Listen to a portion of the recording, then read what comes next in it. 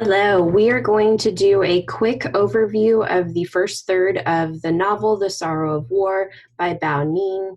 This is going to cover approximately pages 3 through 68, or the first week of your reading assignment for class. So I'm going to only touch on a couple of things. There is far more to explore within this novel than what I'm going to cover this morning, but I have pulled out some important things that I would like to highlight with you all for this quick novel overview. So I'm going to start first by talking about just the structure of the narrative.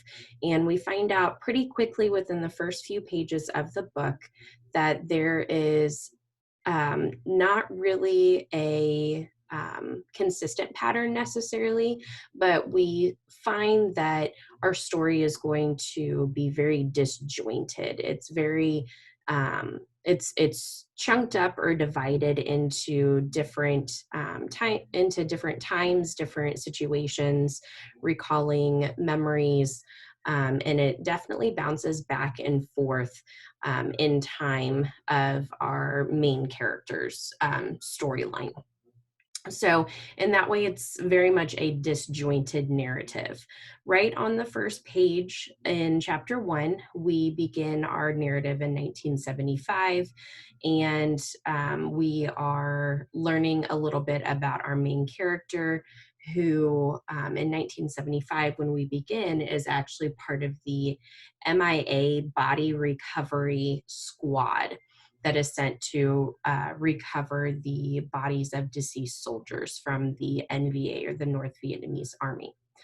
Um, in the first 65 pages of the book, we do consistently both flash back and flash forward, looking at the main character's time that he served in the NVA. We also get a glimpse into some of his pre-war life memories as well. And we also have flash forwards that occur into our main character's adulthood when he is approximately 40 years old. And we begin to deduce as we get towards the end of this first part of the novel that our main character is actually writing this novel as it's happening, if that makes sense, and that becomes more clear as we continue reading. But ultimately, the effect of this narrative approach that Ning takes is it creates as authentically as possible for the reader. It recreates actually how the human mind processes the recall of memories, and just how our thoughts kind of flow in and out, leading to that more disjointed narrative storyline. So we see through Ning's writing style, we get this constant flow of various anecdotes as he connects one thought to the next through his main character. This approach to the narrative provides the reader with insight into our main character's just processing of his memories throughout his life, all the way back to his childhood memories, and that trauma that was inflicted on him as a soldier while he was serving in the 27th Battalion, and how that trauma, that past trauma inflicted on him that he experienced through the various just brutalities of war. We also get to see how those experiences continue to impact him in present day as he is working through what being an adult and being a civilian is like for him. So our main character's name is Keen, and I've got the pronunciation there for you as well. Keen is nicknamed Sorrowful Spirit as an army recruit. This is very fitting to the development of his character. And you guys will see quotes throughout the next several slides just connecting these ideas that I'll be talking about in the overview. But Sorrowful Spirit, we see Keen's character, especially as a soldier when he flashes back to the time serving in the army. He is his life is really um, just immersed in sadness with these little tiny glints of happiness and positivity. But for the most part, it's very melancholy. It's very dark, a lot of loss, and just overall a very sad life. The spirit part of his nickname being a sorrowful spirit, and I'll talk about this in a later slide, but we see a lot of connection to the other world, or to the spirit world. It's almost as if he's just kind of drifting through life, kind of stuck um, between this world and between the other world, or the spirit world. And this quote here really kind of sums that up for us as readers. His whole life from the very beginning, from childhood to the army, seemed detached and apart from him, floating in a void. So we see this characterization continue to develop, and it really does not change much even into the adulthood passages that we see within the text. So Keen was one of 10 to survive in the 27th Battalion, where he served in 1969. That year was the year that our main character does lose the rest of his battalion, and ends up being one of the 10 that survives after the Vietnam War. He did serve as an officer in the NBA, which is the North Vietnamese Army, and he is selected to attend a long-term training course at the Infantry Institute near Hanoi after a very strange um, situation, an encounter with the enemy. Keen very much reflecting that sorrowful spirit nickname that he had been given. He walks through the battlefield, if you will, um, almost as if he were a spirit, not really of this world. He manages to avoid all of the firefight, walking through with bullets streaming around him, all the way up to the enemy. And he has to make the choice of whether he's going to preserve his life, or he's going to defend himself. And he does end up killing one of the enemy soldiers that he walked straight up to. But that action of his, very seemingly very brave, maybe from the outside, but as readers with the insight into Keen's character, we know that is not the case. It was not an act of bravery necessarily. It was just this detached action that he took, not really engaging with the reality of what was happening around him. He does eventually become a writer, and he also worked as a magazine editor post-war. So once the war ended, he does become a writer. There are a couple of quotes from the text, but really towards the end of this first part of the novel, we get a lot of insight into how he, as an adult writer, is using writing. So opening his manuscript, trial essays, short stories, novellas. So Keene spends a lot of his adulthood and post-war life writing. He suddenly realizes this is his last adventure as a soldier. So um, this might lead a reader to assume that perhaps this last manuscript that he's working on does become his last piece of writing that could potentially be published, which is very interesting because this character, our main character Keene, is very, very similar to our author, Bao Ninh. Neen also served in the 27th Battalion. He was a soldier in the NVA. He, of course, did become a writer. Had he not, we would not have this amazing war novel to read and to examine.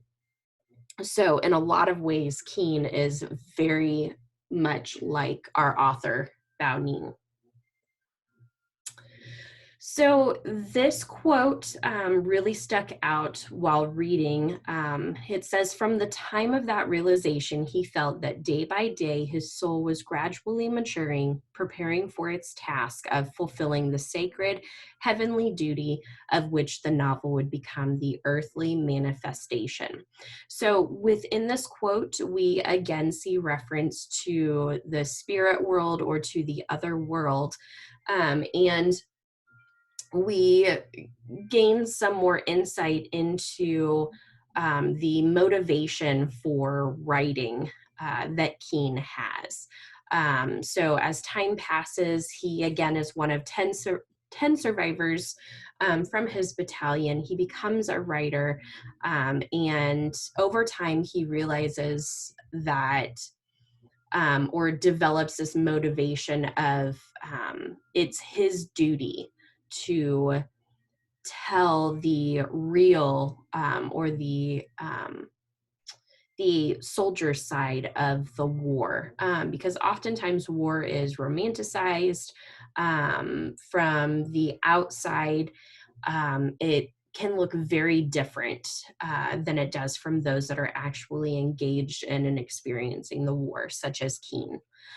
So a couple of things with this quote. It definitely seems like writing, especially as we continue on further into the novel, that writing for Keene is being used as a coping mechanism. It's very cathartic for Keene to write about the different things that he experienced, the trauma that he sustained from both before and during the war. We will learn more about his his pre-war life as well. And it really seems like from childhood, as we saw in an earlier slide, his life has been just full of darkness and sadness and various levels of trauma. So this catharsis that Keene feels, it's really this relief of this pent up emotion and feelings and experiences, and it helps him to deal with the war and what he saw and what he experienced and what he did by writing these stories and recalling these memories that he has. So the nature of war and peace. This little section is about, and we've talked about the Vietnam War. We talked about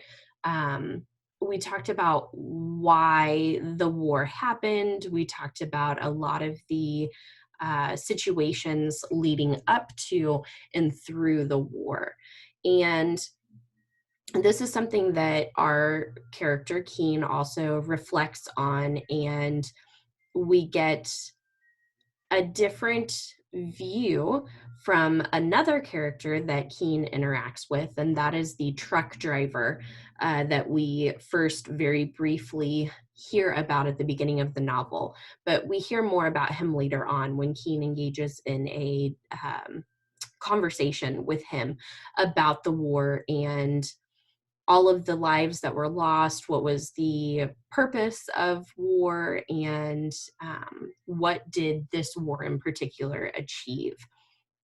So this quote here, the future lied to us there long ago in the past. There is no new life, no new era, nor is it hope for a beautiful future that now drives me on, but rather the opposite. The hope is contained in the beautiful pre-war past.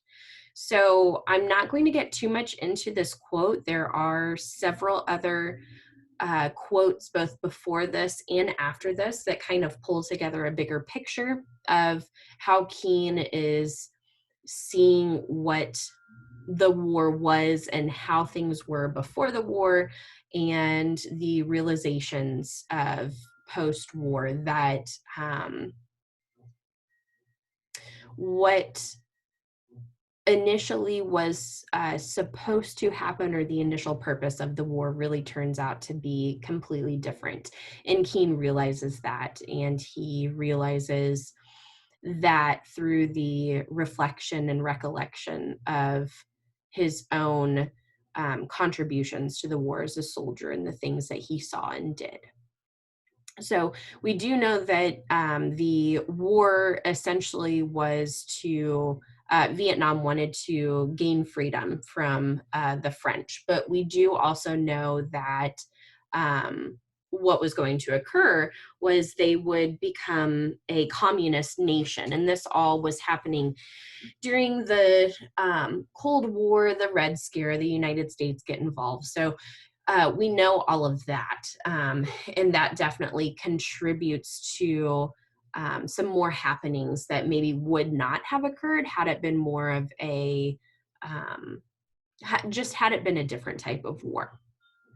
But we do see the implementation of communist political ideals throughout the nation, and we see the really internal struggle that some of our characters have, Keene in particular, of course, with what with what the new nation looks like post-war. So a war is fighting for peace, but really the post-war situation is anything but peaceful. Conditions are not necessarily the best. There are black markets that crop up. The peace that should come from a war instead, our truck driver says, this kind of peace, it seems people have unmasked themselves and revealed their true horrible selves.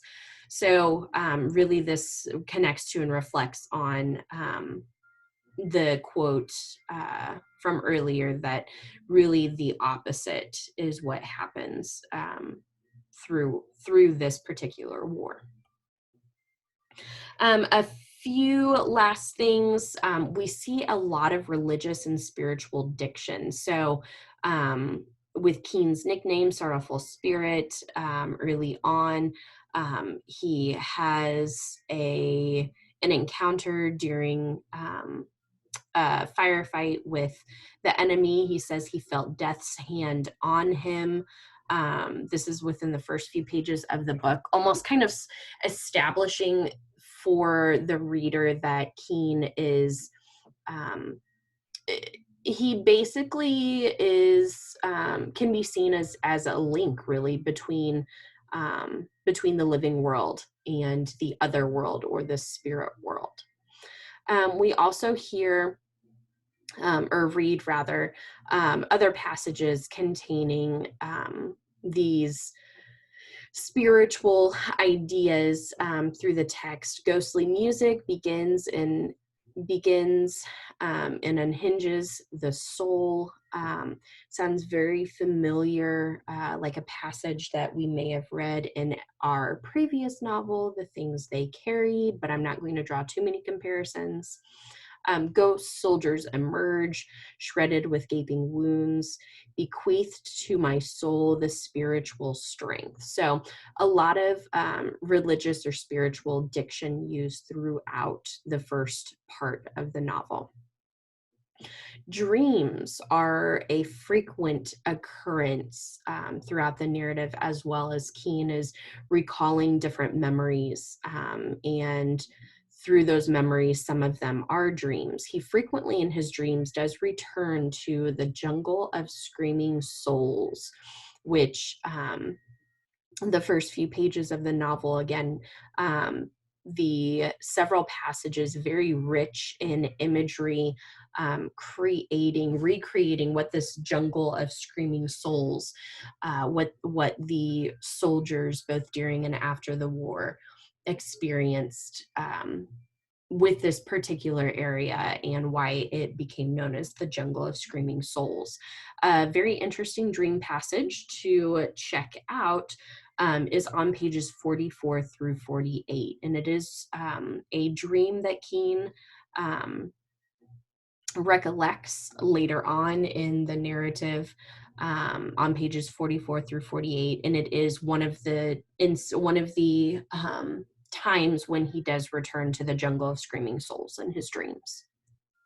All right, last little bit here. We do have a couple of pretty prominent themes that are beginning to emerge in the first part of the novel. The biggest one, I'm going to skip over survival guilt and talk about the horrors of war first really quickly. In this is very hopefully very straightforward.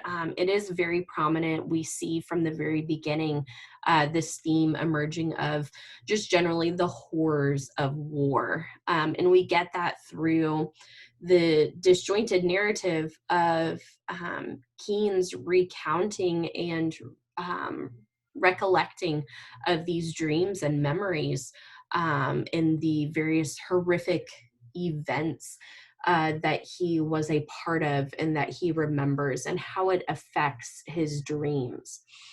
So the horrors of war, we have seen a lot of death, violation, fear, and there's definitely more to come on this particular theme.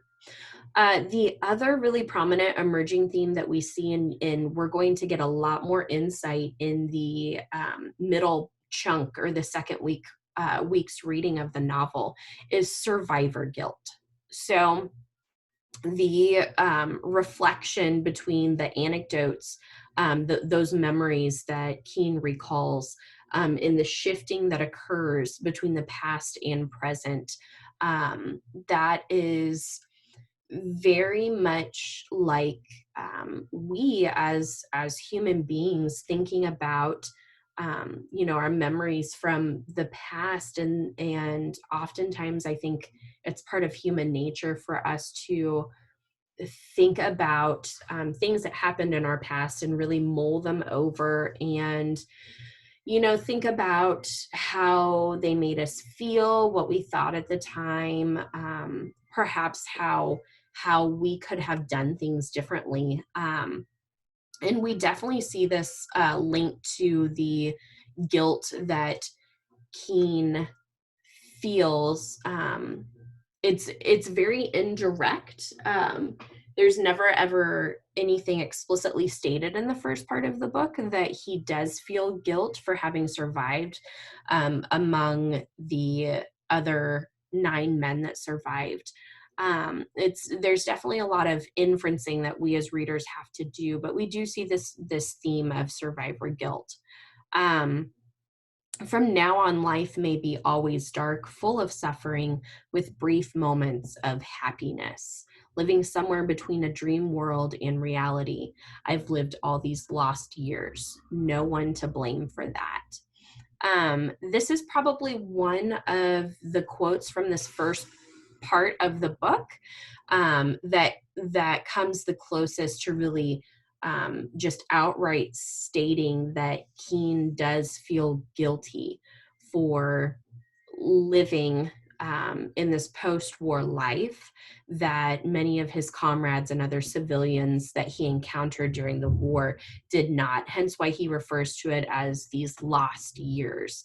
One might infer that those lost years are addressing all of the lost lives of those individuals that did touch or encounter Keen's life at some point. No one to blame for that. Um, Stated no one to blame for that, but really, as I said earlier, getting that these different thoughts and really inferring, looking at the deeper meaning of the statements that Keen makes in his internal thoughts. We really see that he feels like he's responsible in a lot of ways for those who lost their lives. So this was an overview of our first week of reading, which was pages 3 through 68, or chapters 1 through 4, if you're listening to the audiobook. Again, I only touched on a few significant things that I saw here.